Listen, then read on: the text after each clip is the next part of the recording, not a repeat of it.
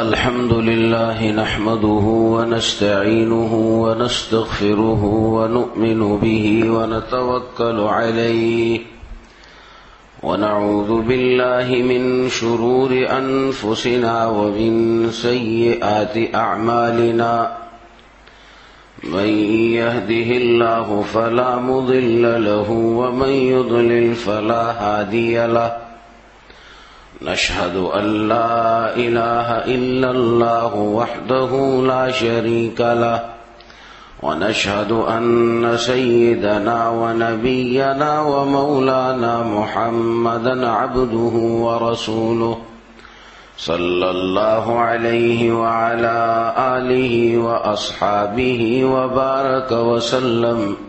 وبارك وسلم تسليما كثيرا. أما بعد فأعوذ بالله من الشيطان الرجيم.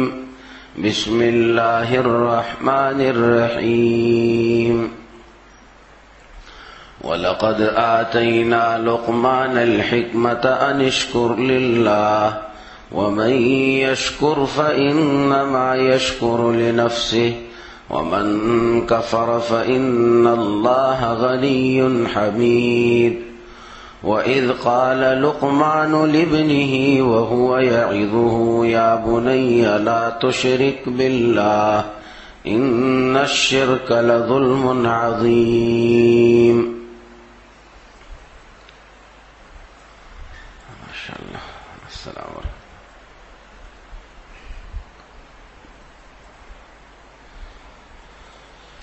عزیز دوستو، میرے مسلمان بھائیو،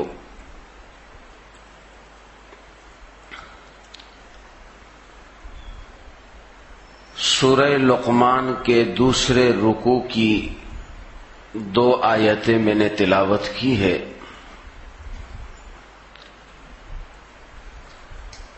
سورہ لقمان 21ویں پارے کی سورت ہے اور یہ حضرت لقمان کے نام سے منسوب ہے. صحیح قول کے مطابق حضرت لقمان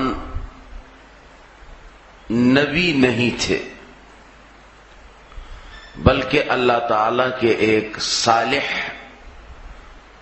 اور اچھے انسان تھے. سورہ لقمان میں اللہ تعالی نے ان کے نصیحت نامے کو ذکر کیا ہے اور وہ نصیحت نامہ یہ ہے کہ انہوں نے اپنے بیٹے کو کچھ نصیحتیں کی ہیں. تربیت کے حوالے سے گفتگو کی ہے اور ان کو نصیحت کی ہے. اللہ تعالی کو حضرت لقمان کی یہ نصیحت اور اپنے بیٹے کی یہ تربیت، یہ عمل اتنا محبوب اور پسند ہے کہ قرآن کریم میں ان کے نام سے سورت آ گئی اور ان کا نام قرآن کریم میں آ گیا. وَلَقَدْ آتَيْنَا لُقْمَانَ الْحِكْمَةَ وَإِذْ قَالَ لُقْمَانُ لِابْنِهِ. جبکہ قرآن کریم میں اللہ تعالی کے فرما بردار بندوں میں نام انبیاء کا ہے.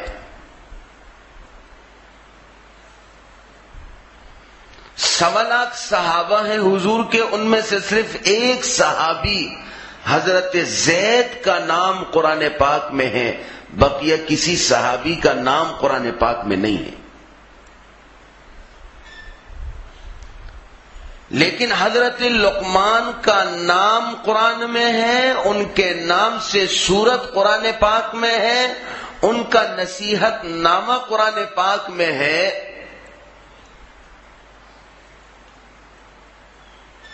اس سے معلوم ہوا کہ یہ عمل کہ ایک مسلمان اپنی اولاد کی تربیت کی فکر کرے، ایک مسلمان اپنے اولاد کی تربیت کی فکر کرے اور اپنے اولاد کو صحیح راستے پر لانے کے لیے کوشش کرے، یہ عمل اللہ جل جلالہ کو اتنا محبوب ہے، یہ عمل اللہ تعالی کو اتنا محبوب اور پسند ہے کہ حضرت لقمان نے گزشتہ امتوں میں سے یہ فکر کی، اللہ نے ان کا ذکر قرآن پاک میں کر دیا کہ جب تک دنیا باقی ہے قرآن کریم پڑھنے والے ہیں، لقمان کو بھی پڑھتے رہیں گے۔ جہاں وہ اللہ کے نبیوں کے واقعات پڑھیں گے، حضرت ابراہیم علیہ الصلاۃ والسلام، حضرت موسیٰ علیہ الصلاۃ والسلام، حضرت جناب رسول پاک صلی اللہ علیہ وسلم، اسی طرح دیگر انبیاء کرام کے واقعات و حالات پڑھیں گے، وہاں یہ مسلمان حضرت لقمان کا بھی تذکرہ خیر کریں گے۔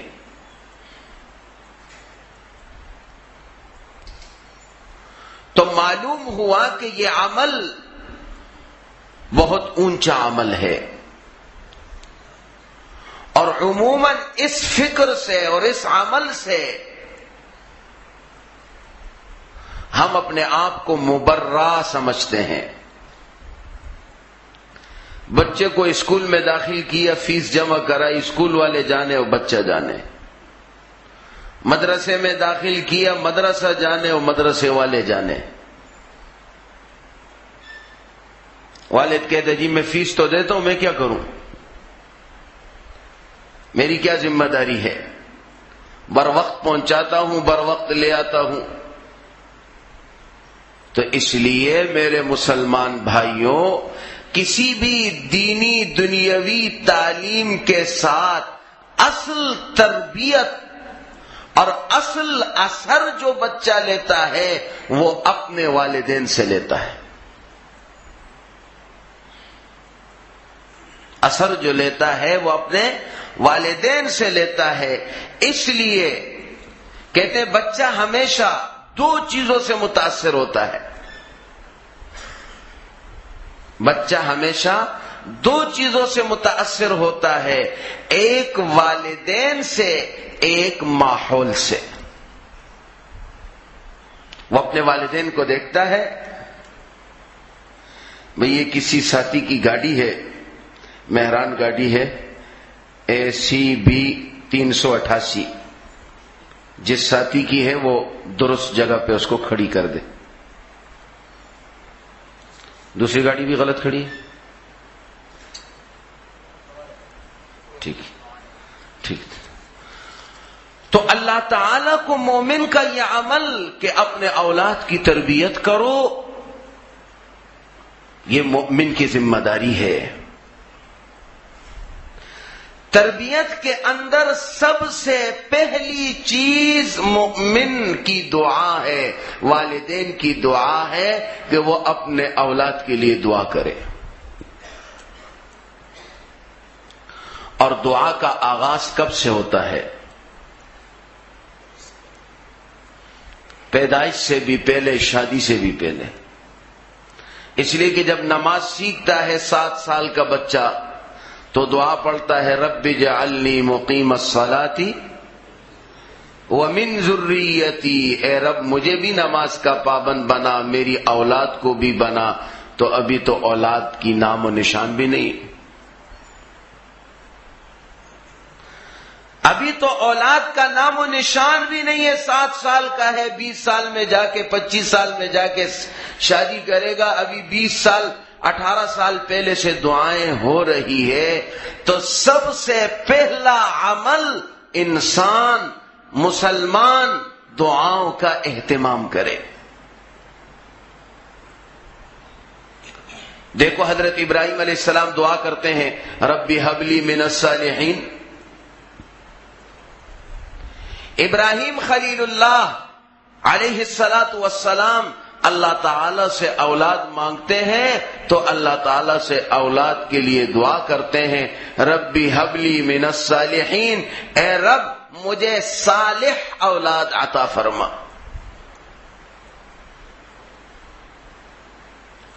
حضرت زکریا علیہ السلام اللہ تعالی سے دعا کرتے ہیں اولاد کے لیے، ربی ہب لی من لدنک ذریۃ طیبہ، اے رب مجھے پاکیزہ اولاد عطا فرما۔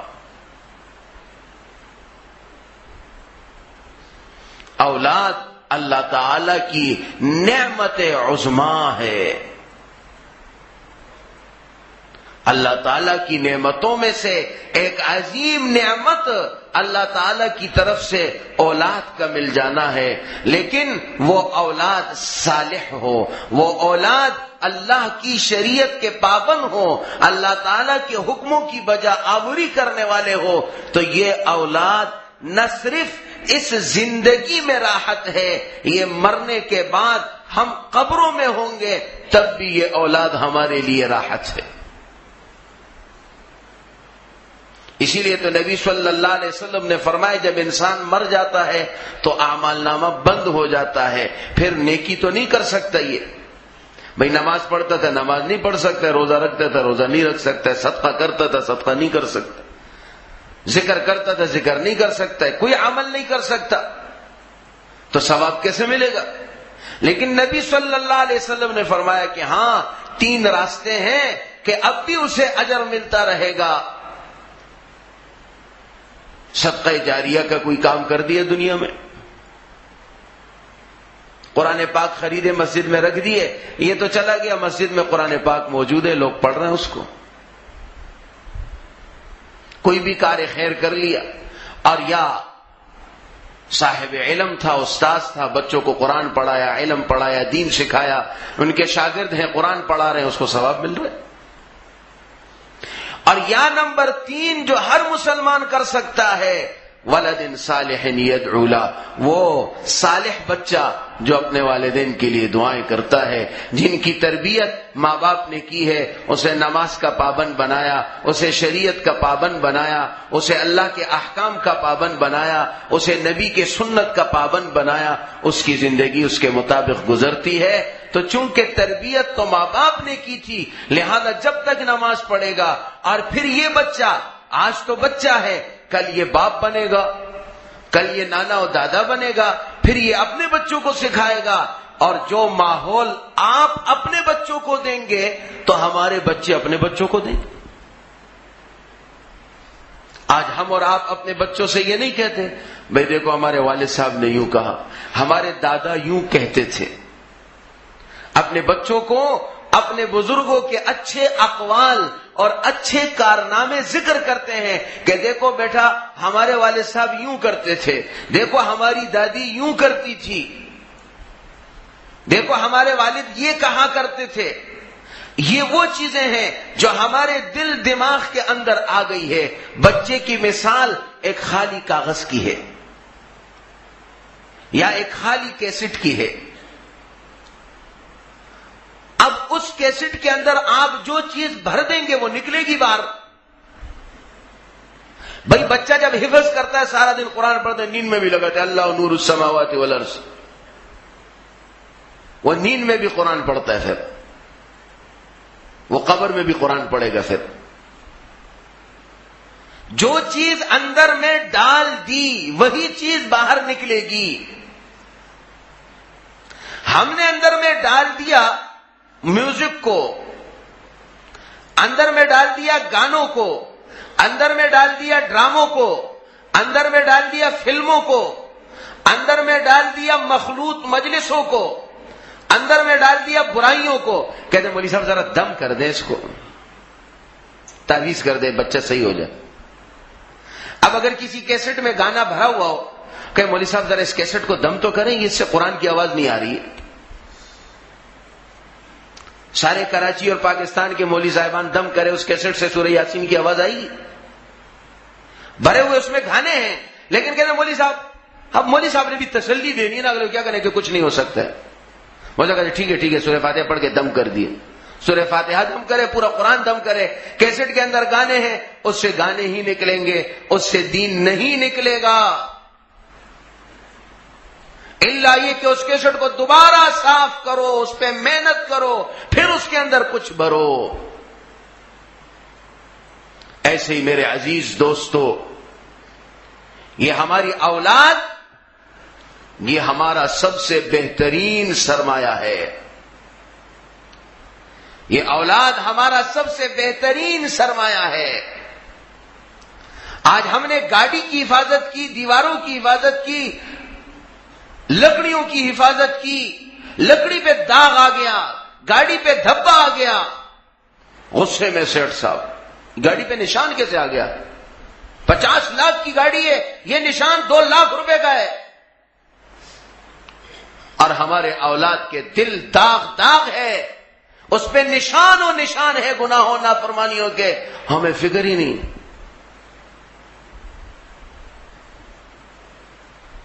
اور بازے کہتے خود صحیح ہو جائے گا، ایسے یہ شادی ہو جاتی پھر صحیح ہو جاتی، پتہ نہیں شادی ہو جاتی ہے بیگم کے پاس کون سا جادو ہے کہ صحیح ہو جاتی، شادی ہو جائے گی پھر صحیح ہو جائے گا، پھر سب صحیح ہو جائے گا۔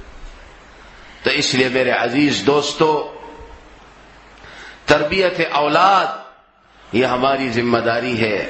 اگر آج میں نے اپنی اولاد کو صالح بنایا، یہ صرف دنیا میں میرے لیے آنکھوں کی ٹھنڈک نہیں، میرے مرنے کے بعد بھی ہے۔ ربنا هب لنا من ازواجنا وذرياتنا قرة اعین، اللہ تعالیٰ نے ہمیں دعا سکھلائی ہے، اے اللہ مجھے ایسی اولاد دے جو میرے آنکھوں کی ٹھنڈک ہو۔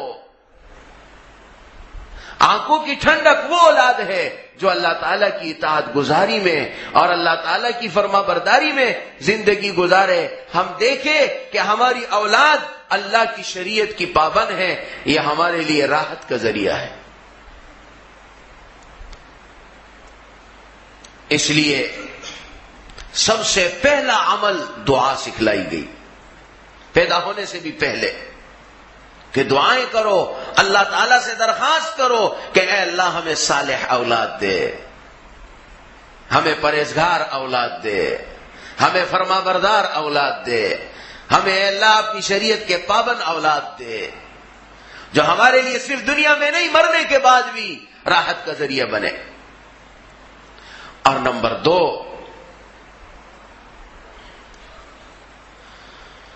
اس کا تعلق تو ماؤں سے ہے، بہرحال ابو کو سنا دیتے۔ نمبر 2 یہ علماء نے لکھا ہے کہ جب بچہ پیٹ میں ہو تو ماں حلال خوراک کا، ذکر و اذکار کا، دعاؤں کا اہتمام کرے، اس لیے کہ بچہ بن رہا ہے، اس حال میں بھی اس خوراک کا اثر، آپ کی زبان کا اثر، آپ کی گفتگو کا اثر اس بچے پہ پڑتا ہے۔ قاری طیب صاحب رحمت اللہ علیہ نے ایک واقعہ لکھا افغانستان کا، کہ وہاں کے ایک بادشاہ تھے، غالباً نام حبیب اللہ لکھا ہے۔ بادشاہ کا بیٹا جو ہے فوجیوں کا سربراہ تھا، وہ کسی معرکے پر دشمن سے لڑنے گیا، تو بادشاہ کو حکومت والوں نے اطلاع دی کہ آپ کا بیٹا شکست کھا کے آ رہا ہے، آپ کے بیٹے نے شکست کھا لی۔ تو بادشاہ نے گھر جا کر اپنی بیوی سے کہا کہ میں آج بہت غمزدہ ہوں، اس لیے کہ ہمارے بیٹے نے شکست کھا لی دشمن سے۔ تو اس کی بیوی نے کہا کہ یہ جھوٹی خبر ہے، یہ غلط بات ہے۔ نے کہا بھئی آپ گھر کے اندر بیٹھی ہو اور آپ خاتون ہو، آپ کو کیا پتا؟ میں حکومت کا سربراہ ہوں، ہمارے ادارے ہیں اور ان کی ذمہ داریاں ہیں، ان کی تنخواہیں ہیں، مجھے ذمہ دار افسران نے یہ بات مجھ تک پہنچائی ہے، اور نے کہا جو کچھ بھی ہے میری اطلاع یہ ہے کہ یہ خبر جھوٹی ہے۔ کچھ وقت کے بعد پتہ چلا کہ واقعی وہ خبر جھوٹی تھی، اور اس کا بیٹا جو تھا وہ فاتح بن کے آیا دشمن سے مقابلے میں۔ تو بادشاہ بڑا حیران ہوا، اس نے اپنی بیوی سے پوچھا کہ تم نے اتنے اعتماد سے یہ بات کیسے کہی تھی کہ میرا بیٹا شکست نہیں کھایا، یہ خبر جھوٹی ہے؟ اس خاتون نے کہا کہ بات یہ ہے کہ جب سے یہ بچہ میرے پیٹ پر آیا تھا، اس دوران میں نے کبھی حرام لقمہ نہیں کھایا، اس پوری مدت میں میری کوئی نماز قضا نہیں ہوئی، اس کے علاوہ ذکر و اذکار اور دعاؤں کا پورا اہتمام، پھر اس کے پیدا ہونے کے بعد اس کی تربیت کی پوری فکر میں نے کی تھی۔ تو جس بچے کو میں نے اتنے پاکیزہ ماحول میں اور اتنا پاک رکھنے کی کوشش کی، تو میں یہ نہیں سمجھتی کہ وہ اتنا بزدل ہوگا کہ دشمن کے سامنے پیٹھ پھیر کے آ جائے گا۔ ہاں، اگر یوں کہا جاتا کہ مقابلہ ہوا، شہید ہو گیا، میں اس بات کو تسلیم کر لیتی کہ جی میرا بیٹا جو ہے وہ سینے پہ وار کھایا اس نے اور وہ شہید ہو گیا، تو میں اس بات کو مان لیتی۔ لیکن جس بچے کے پیٹ سے لے کر پیدا ہونے تک اور جوان ہونے تک اس کی تربیت میں نے اپنے کوشش کے مطابق کوئی کسر نہیں رکھی، تو مجھے یہ پورا اعتماد تھا اللہ کی ذات پر کہ ایسا بیٹا کبھی بزدل نہیں ہوگا۔ تو معلوم ہوا جو ہم بزدل ہیں نا گناہوں کی وجہ سے، جو ہمارے بچے بزدل ہے، چپکلی نظر آ جائے نا تو ہم ایک دم ڈر جاتے۔ میں ساتھی سے کہتا ہوں فجر پڑھاتا ہوں، ادھر کبھی کبھی پلر پہ چپکلی آ جاتی، تو فجر میں ہم بھی سو رہے ہوتے ہیں، نیند آ رہی ہوتی، کبھی پڑھاتے پڑھاتے چپکلی آتی، نیند غائب ہو جاتی ہے، خدا پاک آگے نہ آ جائے، ایک دم جاگ جاتا ہوں، زور سے پڑھنا شروع کرتا ہوں، یہ بھاگے۔ تو یہ جو ہم ڈرپوک ہیں، یہ ڈر کی وجہ گناہ ہے۔ چور کبھی دلیر ہوتا ہے؟ چور کبھی بہادر ہوتا ہے؟ تو گناہوں کی وجہ سے، گناہوں کی ایک نحوست، بہت ساری نحوستیں ہیں، ایک نحوست یہ ہے کہ انسان ڈرپوک ہوتا ہے۔ جیسے گناہ کی نحوست رزق کی برکت ہٹ جاتی ہے، ایسی گناہ کی نحوست انسان بزدل ہو جاتا ہے۔ تو اس ماں نے اپنے بچے کی کیسی تربیت کی اور اسے کتنا اعتماد تھا کہ میرا بیٹا ایسا بزدل نہیں ہوگا، تو معلوم ہوا اولاد کے لیے دعا۔ اور پھر جب یہ بچہ پیدا ہو، علماء نے لکھا ہے کہ دیکھو جب یہ چھوٹا بچہ ہو آپ گود میں بٹھاتے ہیں، تو جب آپ قرآن پاک پڑھیں تو اس کو گود میں بٹھائیں، جب آپ ذکر کریں اس کو گود میں بٹھائیں، تاکہ اس کے کانوں کے راستے سے اندر میں قرآن داخل ہوتا جائے، تاکہ اس کے کانوں کے ذریعے سے۔ اور ہم کیا کرتے ہیں؟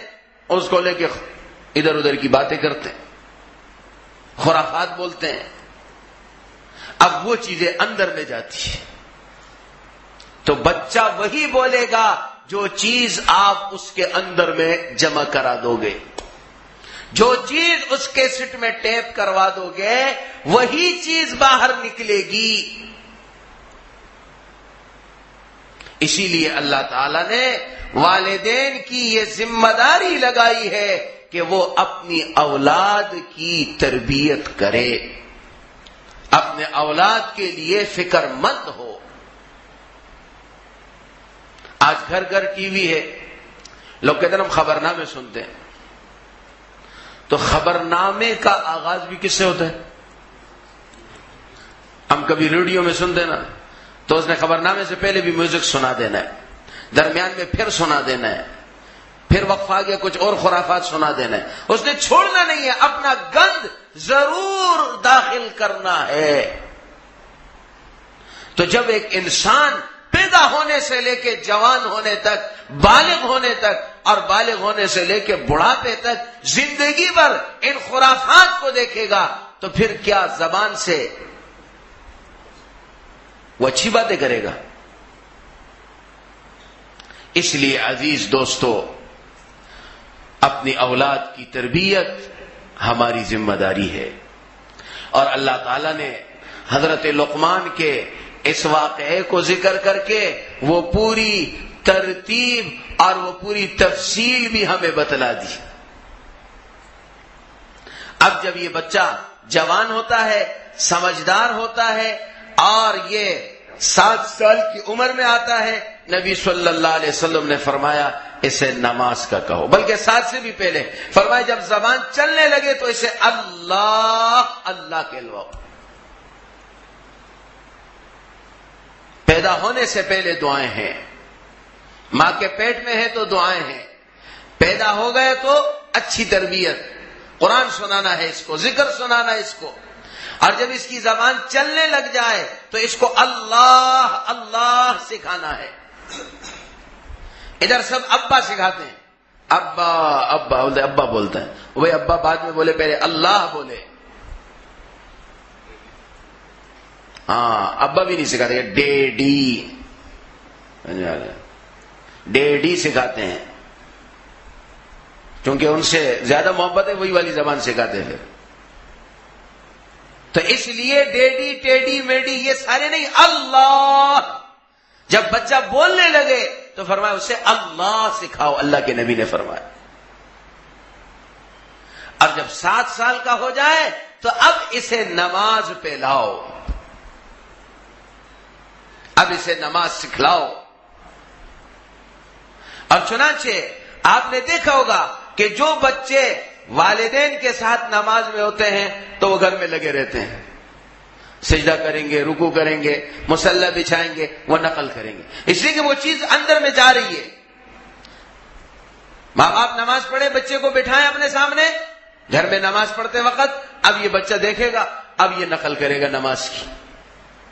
تو اللہ کو یہ عمل کتنا پیارا لگتا ہے کہ وہ بچہ جو معصوم ہے، ابھی وہ شریعت کا مکلف ہی نہیں ہے، لیکن وہ لگا ہوا ہے شریعت کے احکام کی نقل کر رہا ہے اپنے والدین کی اتباع میں، تو اللہ کی رحمتیں آتی۔ اور اگر کھلا وہ ٹی وی اور وہاں جو حرکتیں ہو رہی وہ دیکھ رہا ہو تو پھر یہ یہاں سے وہی کرتا ہے، یہ اسے دیکھ کے پھر وہی حرکتیں کرتا ہے، تو پھر وہی آتا ہے جو ان کے ساتھ ہے۔ 7 سال کا ہو جائے تو اسے نماز پڑھاؤ، اور 10 سال کا ہو جائے نماز نہ پڑھے تو نبی صلی اللہ علیہ وسلم نے فرمایا پھر اس کی پٹائی کرو کہ بھئی نماز پڑھنا بہت ضروری ہے۔ اور تربیت کرنے کے اندر سب سے اہم بات کہ تربیت کرتے وقت اولاد کو پیار و محبت سے تربیت کرنا ہے۔ حضرت لقمان نے اپنے بیٹے کو جب مخاطب کیا تو کیا کہا؟ یا بنیا۔ عربی زبان کے اندر بیٹے کو ابن کہتے ہیں، یا ابنی، لیکن انہوں نے کہا یا بنیا، اے میرے بچوڑے، لیکن ہم اس کا ترجمہ کرتے اے میرے پیارے بیٹے۔ اب جب حضرت لقمان نے کہا یا بنیا، اے میرے پیارے بیٹے، تو بیٹا باپ سے قریب ہو گیا۔ اور ہم نے کہا بڑا بدبخت آدمی، نماز نہیں پڑھی تو نے۔ اب جب ہم نے بدبخت کہا، اس نے کہا یہ تو ابا نے بدبختوں کی لسٹ میں ہمیں ڈال دیا، ہم تو ہے ہی بدبختوں کی لسٹ میں، چلو ابا سے دور رہنا، قریب آ جانا ہی نہیں۔ تو اس لیے مزاج میں جو سختی ہے، اس سختی کو نرمی سے بدلو، ورنہ اولاد دور ہو جاتی ہے، پھر اولاد والدین سے بیٹھنا نہیں چاہتی، اس لیے کہ ہر وقت ڈانٹتے ہیں، بڑا بدبخت ہے، بڑا کم بخت ہے، بڑا نکما ہے، یہ کام بھی صحیح نہیں کیا، یہ بھی صحیح نہیں کیا، یہ بھی صحیح نہیں کیا، سارے کام تیرے خلاف۔ وہ کہتے ایسی تو ایسے ہی فیل ہے، ابا کی کتاب میں تو ہم فیل ہے، تو پھر ابا کے قریب جانے کی ضرورت کیا ہے؟ تو اس لیے اللہ تعالیٰ نے حضرت لقمان کے اس تربیت نامے کو ذکر کیا، لیکن یہ بھی بتایا کہ دیکھو حضرت لقمان نے اپنے بیٹے کو، اچھا اور بار بار یا بنی لا تشرک باللہ، یا بنی اقم الصلاۃ، یا بنی، اے میرے پیارے بیٹے، اے میرے پیارے بیٹے۔ تو گویا پیار کے انداز میں، محبت کے انداز میں اس کو قریب کرو۔ ہاں غلطی پر تنبیہ بھی ہوگی، غلطی پر تنبیہ بھی ہوگی، ڈانٹ بھی ہوگی، لیکن یہ نہیں کہ بس تنبیہ ہی چلتی رہے، کٹاس ہی چلتا رہے، مٹھاس کا نام ہی نہ ہو۔ کٹاس اور مٹھاس ہو تو پھر آدمی قریب ہے، چلو میٹھا بھی ہے نا، چلو پھر کٹاس کو بھی کھا لیتا ہے۔ تو اگر والد کی تنبیہ کے ساتھ محبت بھی ہو تو پھر لیول برابر ہو جاتا ہے، لیکن اگر محبت نام کی چیز ہی نہ ہو، سختی سختی، ڈانٹ ڈانٹ ڈانٹ، تو پھر اولاد دور ہو جاتے۔ اس لیے اللہ تعالیٰ نے ذکر فرمایا کہ دیکھو حضرت لقمان نے کہا یا بنی، اے میرے پیارے بیٹے۔ اس لیے ہم اپنے آپ کو بری ذمہ نہ سمجھے کہ جی استاذ محنت کرے گا، مدرسہ جانے، اسکول جانے، ادارہ جانے، بے شک ان کی ذمہ داری اپنی جگہ ہے، لیکن آپ والد ہیں، آپ کی ذمہ داری اپنی جگہ ہے۔ اگر آپ کے 4 بچے ہیں اور آپ ایسے بیغم ہیں تو مدرسے میں تو 500 بچے ہیں، پھر اسکول میں تو 500 بچے ہیں، پھر استاذ کے پاس کلاس میں وہاں 20 بچے ہیں، 25 بچے ہیں۔ اگر آپ 4 کی فکر نہیں کر سکتے تو پھر وہ 25 کی کیا کریں گے؟ اس لیے جہاں آپ کے کاروبار کا وقت ہے، جہاں آپ کے دفتر کا وقت ہے، جہاں آپ کے گھر کا وقت ہے، جہاں آپ کے دوستوں کا وقت ہے، جہاں آپ کی ہر چیز کے لیے وقت ہے، وہاں آپ کے اپنے اولاد کے لیے تربیت کا بھی وقت ہونا چاہیے کہ آپ ان سے بات کریں، آپ ان کو اللہ کی شریعت سمجھائیں، آپ ان کو اللہ کے دین پر لائیں، لیکن یہ ساری باتیں اس وقت ہوگی جب میں خود بھی پابند ہوں گا۔ جب بولوں گا دیکھو بیٹا سچ بولنا چاہیے، میں خود بولوں گا تو اثر ہوگا، ورنہ نہیں ہوگا۔ تو اس لیے عزیز دوستو، یہ ہماری اولاد خالی کیسٹ ہے، اس کیسٹ میں ہم قرآن بھرنا چاہیں، اس کیسٹ میں ہم اللہ کے دین کو بھرنا چاہیں، اور اس کیسٹ کے اندر ہم جو چیز بھرنا چاہیں گے یہ بڑا ہوگا، وہی اس کی زبان سے نکلے گا، وہی اس کے ہاتھوں سے ہوگا، وہی اس کی آنکھ دیکھے گی، اسی طرف اس کی ٹانگیں چلے گی۔ جو اس کے دل دماغ میں ہم نے اور ہمارے گھر والوں نے اس میں بھرا ہوگا وہی اس کی زبان سے نکلے گا۔ پھر آپ کتنے بھی تعویذ پہناؤ اور کتنے بھی مولوی صاحب سے دم کراؤ، لیکن ہوگا وہی جو اس کے اندر ہوگا۔ یا تو اندر کا سارا کچرا نکالنا پڑے گا، دوبارہ بھرنا پڑے گا، ڈبل محنت کرنی پڑے گی۔ اس لیے ہم اپنی اولاد کی صحیح تربیت کریں اور اللہ تعالیٰ سے دعا بھی ساتھ ساتھ کرتے رہے کہ اللہ ہماری اولادوں کو صالح بنا۔ یہ عمر بھر کا معاملہ ہے، ہمیشہ پوری زندگی اپنی اولادوں کے لیے صالح بننے کی دعائیں کرنی ہے اور ان کی تربیت کی فکر کرنی ہے کہ یہ میرا بہترین صدقہ جاریہ ہے میرے مرنے کے بعد۔ لہذا اس لیے ہر والد اور ہر والدہ اس کے لیے فکر مند ہو۔